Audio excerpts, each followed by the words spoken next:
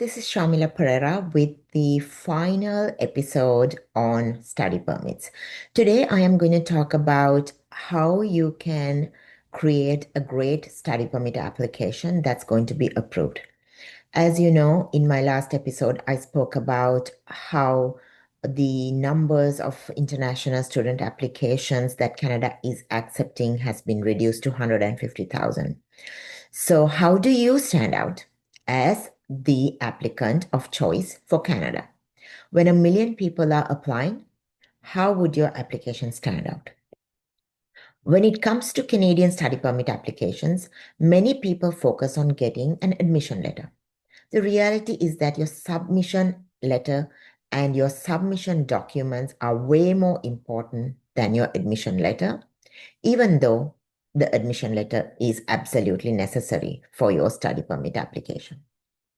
A strong study permit application should answer 4 key questions. Here are the questions. First, you have to answer the question, why Canada? Why are you choosing Canada? Why not Australia? Why not New Zealand? Why not any other country? And why is it that you cannot do this course in your own country? So why Canada is a question you need to answer. Second, why is this specific course? Why have you chosen this study program? Why not anything else? The third question you need to answer is, how will you pay for your studies and living expenses? So your financial stability is very, very important. And the fourth and final is that, will you leave Canada at the end of your authorized stay if required? The most important documents in your applications are your letter of acceptance, proof of funds, education documents, employment history if applicable, and a well-written statement of purpose. I always say that your statement of purpose is a mother of all documents. If this is not written properly, then you can be sure that your application will be rejected. So do not treat your statement of purpose as a document that can be done as you like, or you should never take it lightly. When structuring your file, think of it as telling your story. Start with your background. Explain your education and work experience.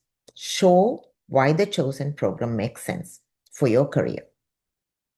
And demonstrate how it will benefit you when you return home or continue your professional development. So once again, tell your story on your SOP. Explain your education. Explain your work experience. Show why the chosen program makes sense. I mean, why are you doing this program? Are you just doing this to get to Canada? Or are you actually wanting to study because this program makes sense and it will further your professional development? One of the biggest mistakes applicants make is choosing a program that does not match their previous education or work experience and then failing to explain the connection. Many people would choose different programs and they want to study a different program. Maybe they want to, move careers. But if that's the case, that needs to be explained. And how is this change going to enhance your future aspirations? Another common mistake is submitting an unexplained bank deposit. Or if you have borrowed funds, not showing proof of them. Or you have provided incomplete financial documents. So for example, if you had a huge deposit coming into your bank account and you only showed your bank statement, the officer will be very, very concerned as to how you got this money. So every big deposit into your account should be explained. And if you borrowed the funds, then you should be able to show where you borrowed it from and how you're going to pay this money back as well. What should you not do when it comes to submitting a work permit application? Firstly, never submit false documents. IRCC will find it out. So no matter what you try to hide, they will find out. Never hide previous refusals. Address it up front and make explanations. And never assume that an officer will connect the dots for you. They are not going to connect the dots. They're not going to spend hours and hours trying to figure out your application and what your documents are or how this explanation makes sense.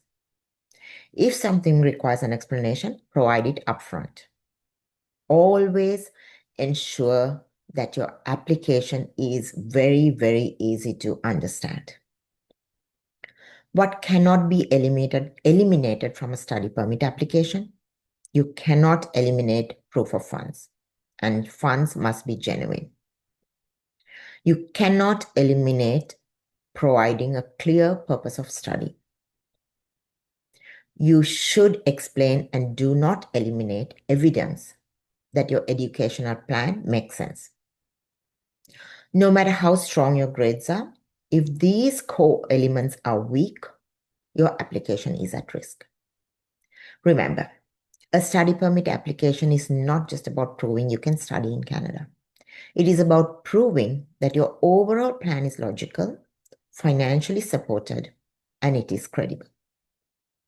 So if you'd like to learn more about how to prepare a strong study permit application, or you need some assistance, feel free to connect with us. Please message us or put your name and contact details in the columns below. Follow us, and we will be providing you with up-to-date immigration information on every immigration pathway to Canada. Good luck with your study permit application.